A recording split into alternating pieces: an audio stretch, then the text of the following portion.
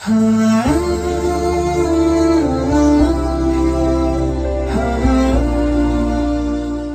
باللہ من الشیطان الرجیم، بسم اللہ الرحمن الرحیم۔ تمام حمد و ثنا اس پروردگار عالم کے لیے ہیں جو عالمین کا پالنے والا ہے۔ درود و سلام ہو محمد وآل محمد علیہم الصلاۃ والسلام پر۔ ناظرین کرام، السلام علیکم ورحمۃ اللہ۔ آپ سبھی کا استقبال کرتے ہیں اس خاص پروگرام راہ نجات میں، اس لیے کہ نجات کے بہت سے راستے ہیں۔ کچھ ایسے بھی راستے ہیں جن کی ہم پرواہ نہیں کرتے کہ جس کے بنا پہ پھر ہمارے اس راستے میں رکاوٹ، یعنی ایک پتھر سا وہ بن جائے گا جس کی وجہ سے ہمیں آخرت میں بڑی دشواری ہوگی، لہٰذا جاننا ہمارے لیے ضروری ہے۔ آپ کو یقیناً یاد ہوگا کہ پچھلے ایپیسوڈ میں امانت میں خیانت کے سلسلے سے گفتگو ہو رہی تھی۔ آج کا ہم اس طرح سے ایک موضوع چھیڑنا چاہ رہے ہیں کہ امانت نہیں بلکہ کسی کی پراپرٹی یا کسی چیز کو ہڑپ لینا، لے لینا، چھین لینا، اس سے غصب کر لینا، اس سلسلے سے انشاءاللہ گفتگو ہوگی۔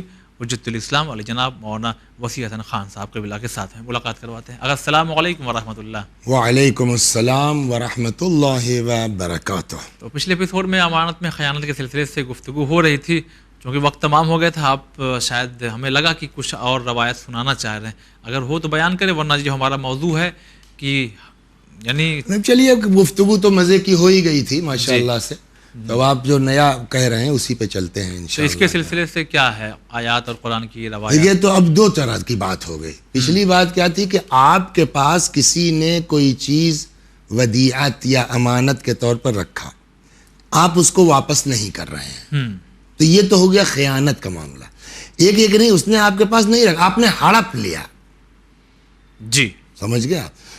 تو دیکھیے گناہ کی دو قسمیں بیان کی جا چکی ہیں پہلے بھی، ایک ہے گناہ کبیرہ اور ایک ہے گناہ صغیرہ۔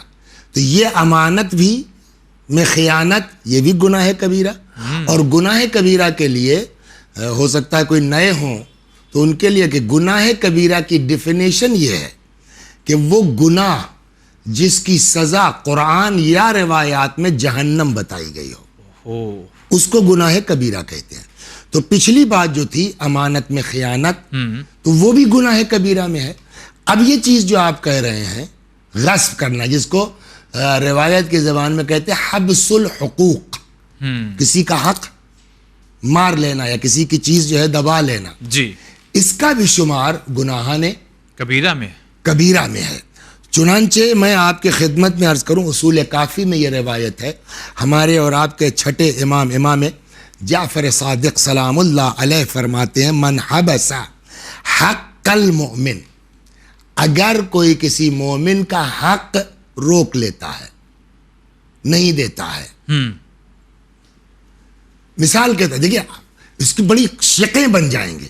مثال کے طور کے اوپر جو ہے آپ کسی آفس میں کام کر رہے ہیں، جی، آپ کلرک ہیں اور آپ کا کام ہے چیک پاس کرنا مثلا، یہ پتا ہے کہ یہ جو ہے وہ اس کو اتنا ملنا چاہیے، اس کا حق بنتا ہے۔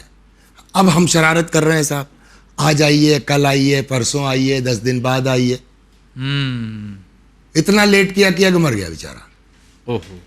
آپ کو نہیں ملا کچھ، نہیں ملا، وہ تو کمپنی کا جو ہے وہ ہو گیا نا، صحیح بات ہے، لیکن یہ روکا آپ نے نا، تو یہ بھی آپ مجرم ہوں گے۔ تو من حبس حق المؤمن، جو کسی مومن کا حق دبا لے، حق غصب کر لے، حبس کر لے، روک لے، اب چاہے اس کو خود کو بینیفٹ ہو رہا ہے نہیں ہو رہا ہے، لیکن اس کا تو آپ نے روک لیا نا۔ جی، فرماتے ہیں اقامہ اللہ یوم القیامہ، قیامت میں اللہ تبارک و تعالی کھڑا کر دے گا اس کو، کتنے دن؟ 500 عام علی رجلے، 500 برس پیروں پر کھڑا کر دیا جائے گا، یہاں تک کہ امام فرماتے ہیں حتی تسیل عرقہ او دمہ، یہاں تک کہ اس کا پسینہ یا امام فرماتے ہیں خون بہنا شروع ہو جائے گا، کھڑے اتنا کھڑا کیا جائے گا اس حق کے سلسلے میں۔ وَيُنَادِي مُنَادٍ مِّنْ عِنْدِ اللَّهِ، اور اللہ کی طرف سے پکارنے والا پکارے گا، هَذَا الظَّالِمُ الَّذِي حَبَسَ عَنِ اللَّهِ حَقَّهُ، یہ وہ ظالم ہے جس نے اللہ کا حق روک لیا۔ دیکھیں یہ جملہ بھی قابل غور ہے۔ جی، ابھی بات کہاں چل رہی ہے؟ من حبس حق المؤمن، جو مومن کا حق مار دے. اب یہاں کیا کہہ رہے ہیں؟ اللہ کا حق. کہ المنادی پکارے گا یہ وہ ظالم ہے جس نے اللہ کا حق مار دیا.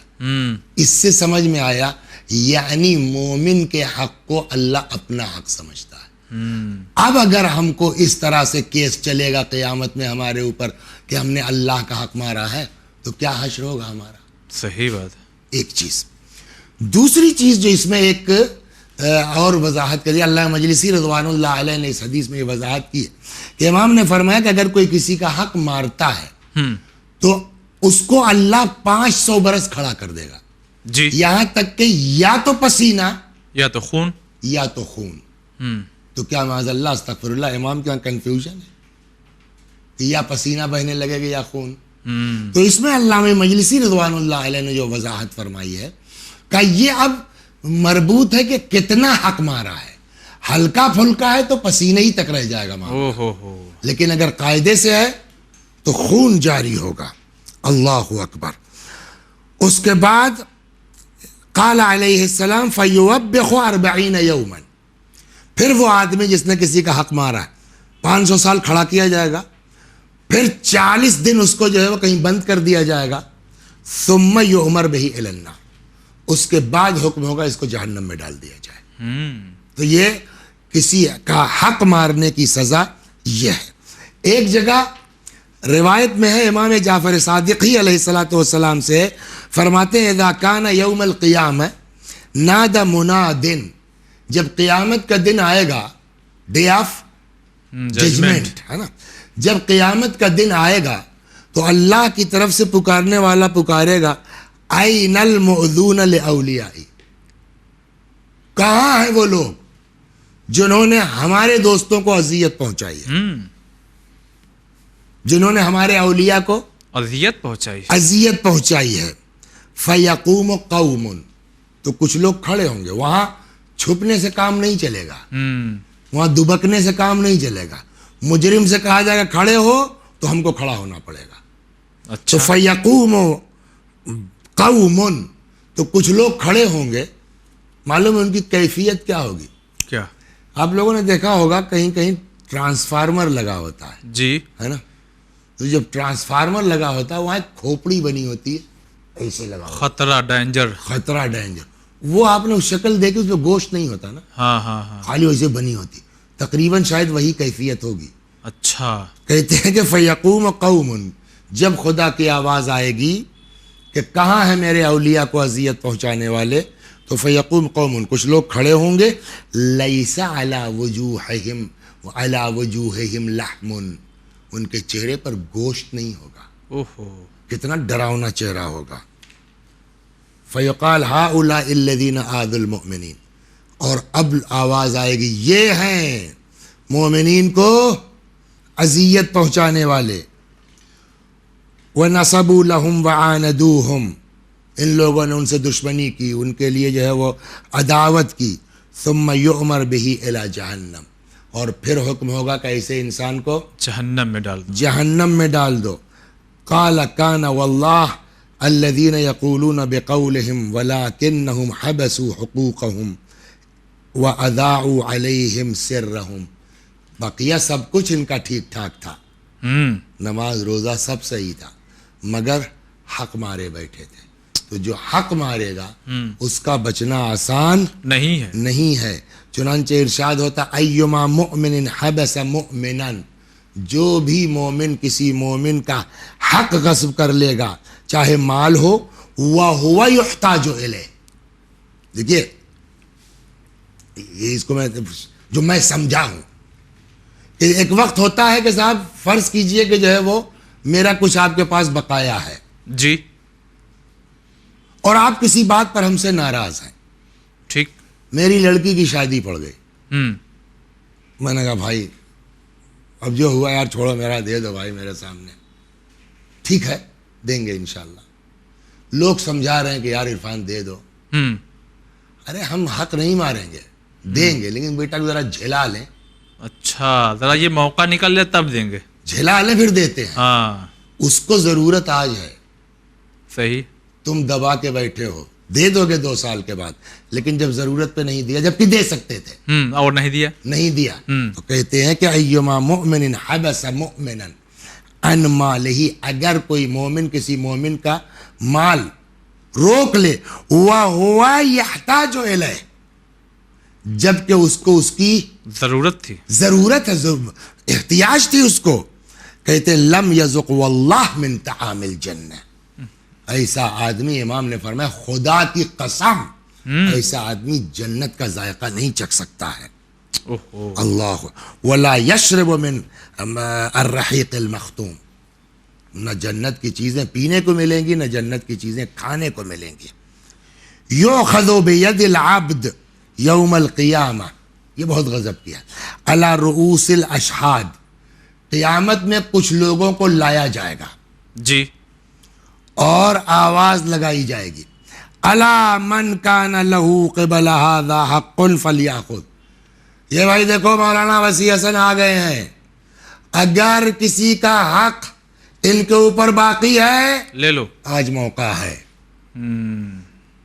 فلیأخذ ولا شیء اشد علی اہل القیامہ من ان یروا من یعرفہم. سب سے زیادہ ٹینشن اس وقت آدمی کو اپنے جان پہچان والوں سے ہو گئی.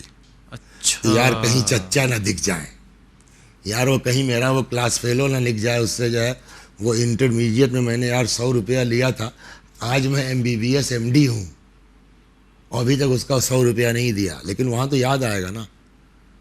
سب سے زیادہ آدمی کو ٹینشن کیا ہوگا؟ اپنے کہ والا، کہیں جان پہچان نہ کوئی دکھائی نہ دے جائے. تو کہتے ہیں کہ ولا شیء اشد علی اہل القیامہ، سب سے زیادہ جو دہشتناک چیز ہوگی قیامت والوں کے لیے کیا؟ من ان یروا من یعرفہم، ان لوگوں کو دیکھ کے کہ جن کو وہ پہچانتا ہوگا. مخافتاً ان یدعی علیہ، اس خوف میں کہ یار کہیں یہ بھی کوئی دعویٰ نہ ٹوک دے اوہو، کہ صاحب یہ جا رہے تھے میرے کھیت سے گنا توڑ لیا تھا انہوں نے، یہ جا رہے تھے صاحب میرے کھیت کے سامنے سے جو ہے وہ کیا کہتے ہیں، تمہارے یہاں کس بات کا وہ ہوتا ہے پیڑ جو ہے وہ سیب کا، سیب کا، مثلا کشمیر میں سیب کا ہے یا اخروٹ کا ہے، یہ صاحب جا رہے تھے انہوں نے ڈھیلا مارا، ایک سیب توڑتے ہوئے چلے گئے، توجہ نہیں دی.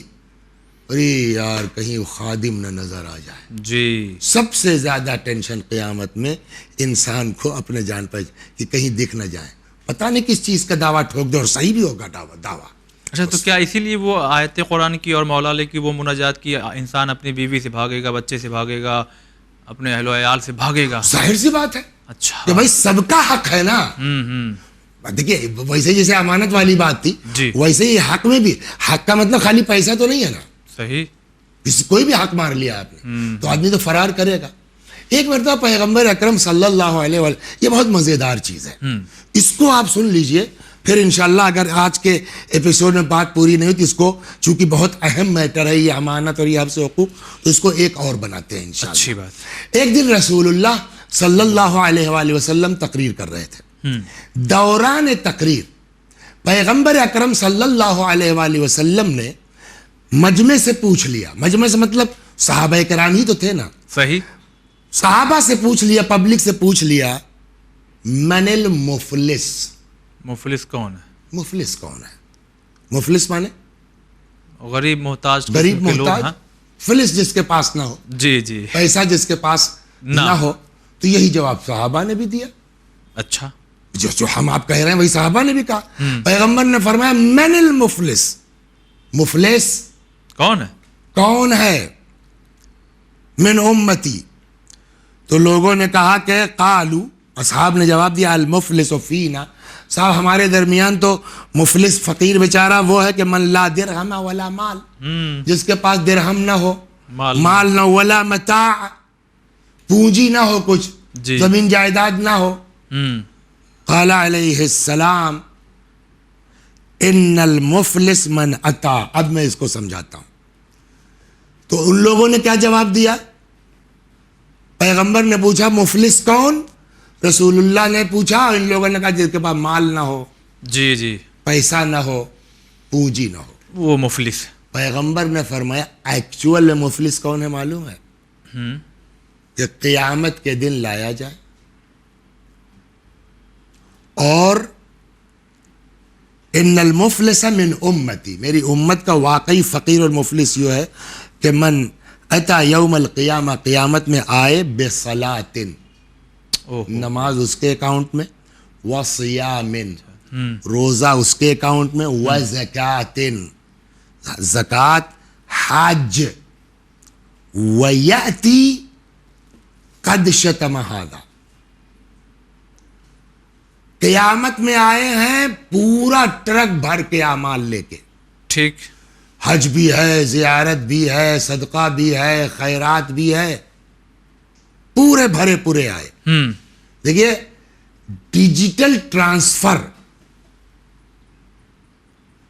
اللہ سے قیامت میں جتنا تیز ہوگا نا، ایک بس اس کی ضرورت ہے، ٹرانسفر ہو جائے گا۔ جی، جو روایات سے سمجھ میں آتی ہے بات، اس سے روک کر کے میں تھوڑا سا وضاحت کر دوں تو یہ حدیث اور سمجھ میں آئے گی کہ حقوق کا معاملہ یہ ہے کہ کل کو قیامت میں آدمی لے جایا جائے گا جب، تو معلوم ہوا صاحب کہ ان کا پیسہ باقی ہے یا بیوی مہر باقی ہے، جی، تو اب روایت یہ کہتی ہے کہ اللہ کہے گا بیوی کے لیے مثلا کہ عبدی زوجتک امتی، میرے بندے میں نے تیری شادی اپنی کرین سے کروائی تھی، علی عہدی، اپنی شرطوں پر، فلم تفلی بالعہد، تم نے وہ عہد پورا نہیں کیا، تو اس وقت تو دنیا میں کوئی نہیں تھا اس کا، آج میں اس کا وکیل ہے، لاؤ نکالو اس کا مہر، اچھا، تو وہاں تو پیسہ نہیں ہے نا آپ کے، نہیں، پالنے والے کہاں سے دوں، حکم ہوگا دیکھو اکاؤنٹ، نماز ہے ہاں صاحب ہے، ڈال دو بیوی کے اکاؤنٹ میں، اوہو، روزہ ہے ہاں صاحب ہے، وہ ایک بٹن فرشتہ دبائے گا، ڈیجیٹل ٹرانسفر، سارے اعمال چلے جائیں گے۔ جی، روایت کہتی ہے اس کے باوجود مہر ادا نہیں ہوگا۔ اب کیا ہوگا؟ اللہ کہے گا بیوی کا اکاؤنٹ دیکھو، گناہ ہے کہاں صاحب ہے، اچھا، اٹھا کے ڈال دو اس کے میاں کے اکاؤنٹ میں۔ یہ خالی میاں بیوی کی بات نہیں ہے، جس کا بھی حق ہمارے اوپر ہے، 500 روپیہ ہمارا اوپر ہے آپ کا، تو اب اللہ کہے گا ڈال دو، نماز، روزہ، حج، یہ وہ، وہی چیز یہاں فرما رہے ہیں کہ انسان قیامت میں آئے گا تو اس کے پاس نماز بھی ہے، روزہ بھی ہے، حج بھی ہے، سب کچھ ہے، جی، اس کے باوجود وَيَأْتِي قَدْ شَتَمَ هَذَا، تب تک ایک پارٹی آئی جن کو گالی دیا تھا، آپ بڑے افسر تھے، آپ کے انڈر میں وہ کام کر رہا تھا، آپ نے اس کو گالی دے دی، تم نوکر کا مطلب تھوڑی کہ آپ گالی دے دیجیے گا اس کو، صحیح، قد شتم ھذا وَأَكَلَ مَالَ ھذا، آپ کے ہاتھ میں پین تھا، آپ نے 3 دن کی اس کی جو ہے سیلری کاٹ دی بغیر کسی وجہ کے، خالی اپنا روب دکھلانے کے لیے، جی، کھایا نہیں کھایا اس کا نقصان کیا، لیکن یہاں ہے کہ من وَأَكَلَ مَالَ ھذا، اس کو گالی دی، اس کا مال ہڑپا، وَحَتَكَ دَمُ ھذا،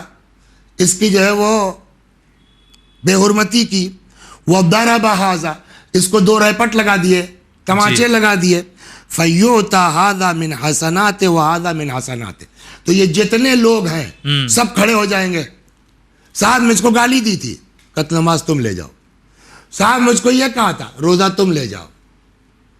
معلوم یہ ہوا کہ یہاں سے تو گئے تھے پورا ٹرک بھر کر کے، ویگن پوری، کنٹینر اعمال کا تھا، اور وہاں سب جو ہے وہ حقدار پہنچ گئے، میرا لاؤ میرا لاؤ میرا لاؤ میرا لاؤ، جی، نتیجہ کیا ہوا کہ وہ آدمی خالی ہو گیا۔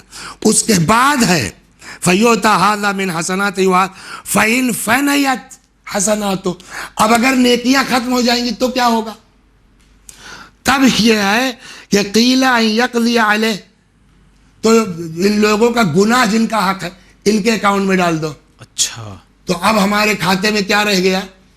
جتنی مجلس تھی وہ تو سب لے گئے اٹھا کے لوگ، دوسروں گناہ الگ ہمارے کھاتے میں، ہمارے گئے تو تھے پورا کنٹینر ثواب لے کر کے، جی، جی، وہاں سب بٹ گیا، میرے پاس کچھ نہیں ہے۔ پیغمبر نے فرمایا ایکچول میں مفلس یہ ہے، یہ ہے، واقعی مفلس، بولیے، ایسے انسان ہیں، ایسے انسان کو مفلس کہا جاتا ہے۔ جی، تو کسی کا حق مارنا، یہ سارا مجلس، ماتم، زیارت، حج، کربلا، ایسا نہیں کہ ثواب نہیں ملے گا، سب ملے گا، لیکن وہاں جب آپ پہنچیں گے آپ کے اکاؤنٹ میں نہیں بچے گا۔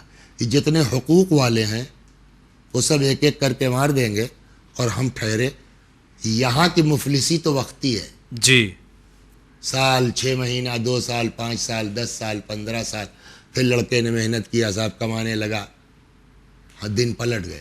لیکن وہاں جو مفلس ہے نا، اگر حقوق والوں نے معاف نہیں کیا تو مفلسی کب ختم ہوگی نہیں معلوم، کچھ کہا نہیں جا اچھا سکتا. مطلب ایک تصور جو ہے وہ اس طرح سے بھی ہے لوگوں کے ذہنوں میں کہ ہم بھی اہل بیت کے چاہنے والے، وہ بھی اہل بیت کے چاہنے والے، ٹھیک حق دبا لیا ہے، مار لیا ہے، وہاں جا کر کے اہل بیت ہے نا صلح ولا کروا دیں گے، جب دنیا میں بالکل بالکل. اب بہت اچھا آپ نے توجہ یہ لیکن کہاں سے گارنٹی ہے کہ آپ کے ساتھ کریں گے اہل بیت؟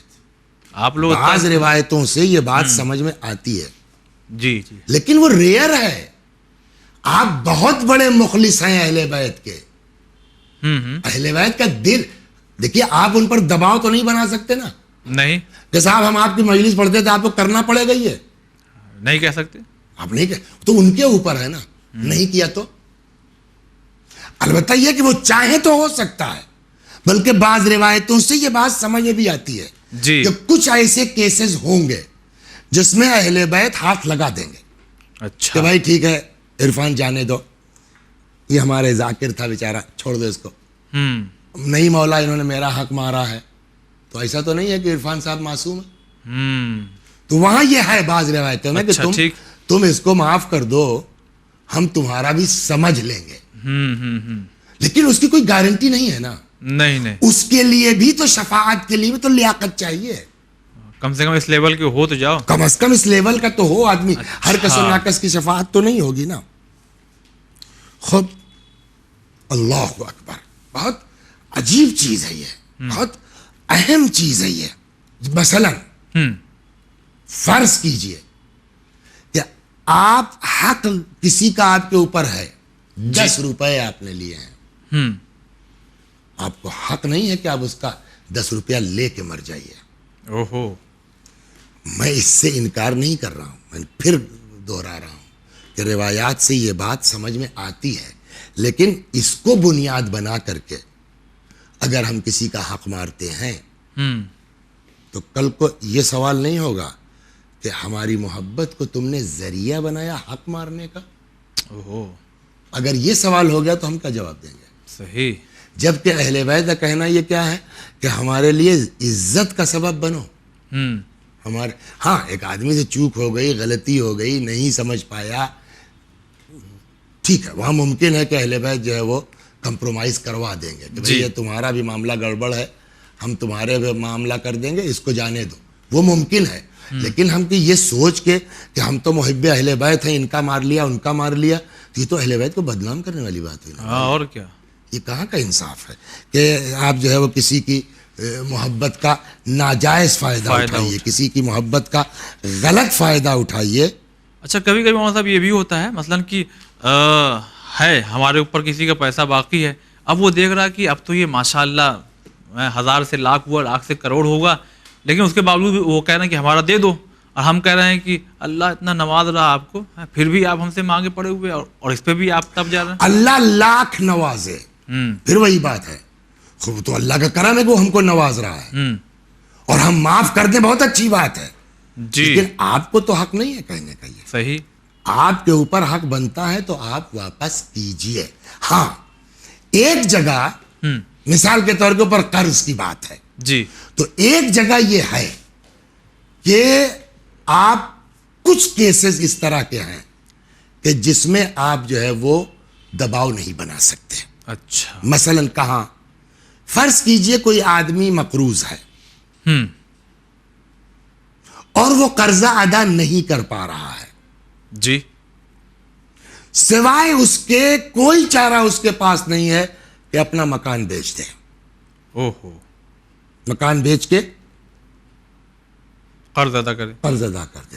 یہاں کہا جا رہا ہے کہ نہیں قرضے والے کو کہ دیکھو قرض کے نام پر کسی کے سر سے چھت چھینا نہیں چاہیے. اوہ اچھا، چنانچہ اس میں ایک صحابی بھی ہیں امام کے، امام جعفر صادق سلام اللہ علیہ کا زمانہ ہے، اس صحابی کا نام میں مس کر رہا ہوں، خدا کرے کہ ہاں ابن ابی عمیر. یہ صحابی ہیں. ہوں. ابن ابی عمیر بڑے بزنس مین ہیں, اچھا.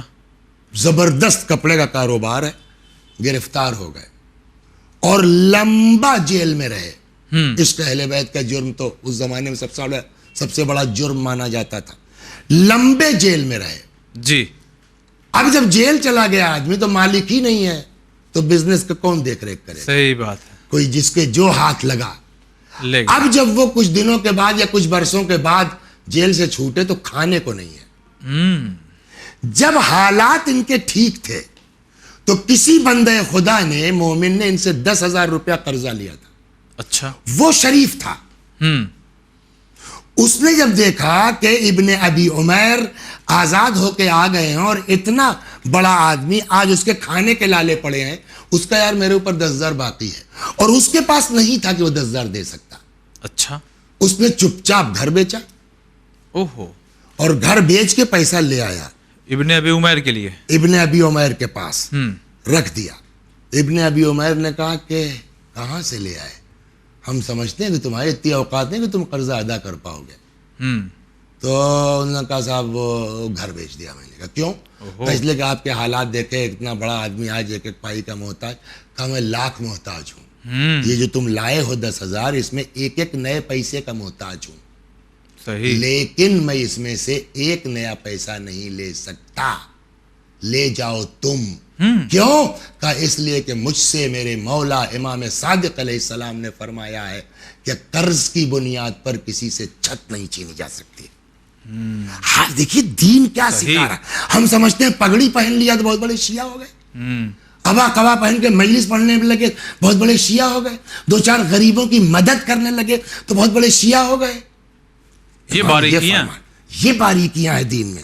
چنانچہ نام ہے ابن زیاد, یہ امام جعفر صادق علیہ الصلوۃ والسلام کے صحابہ میں سے ہیں. قال, یہ جناب ابن زیاد کہتے ہیں, قلت لابی عبداللہ علیہ السلام, میں نے امام جعفر صادق علیہ الصلوۃ والسلام کی خدمت میں عرض کیا, ان لی علی رجل دینا, میرے لیے ایک بندہ خدا پر قرضہ ہے. جی. وقد اراد ان یبیع دارہ, وہ موڈ بنا رہا ہے کہ گھر بیچ کے میرا قرضہ ادا کر دے. فقال ابو عبداللہ علیہ السلام, امام صادق علیہ السلام نے فرمایا, اعیذ باللہ, اعیذک باللہ, ارے باپ رے, اللہ کی پناہ تمہارے لیے, اللہ کی پناہ. مطلب خدا سے ڈرو بھیا. ان تخرجہ من ذل رأسہ, اپنے قرضے کے چکر میں اس کے سر سے چھت چھین رہے ہو تم. تو اس کا مطلب یہ ہے کہ کتنی اہمیت. انشاءاللہ اسی چیز کو کل اور آگے بڑھاتے ہیں. اللہ جو توفیق عنایت فرمائے انشاءاللہ الہی آمین. تو ناظرین انشاءاللہ خدا کی توفیق شامل حال ہے. تو اگلے ایپیسوڈ میں اس کے بعد کی جو گفتگو ہے وہ ہم آپ تک پہنچائیں گے. فی الحال آج کے لیے بس اتنا ہی. والسلام علیکم ورحمۃ اللہ.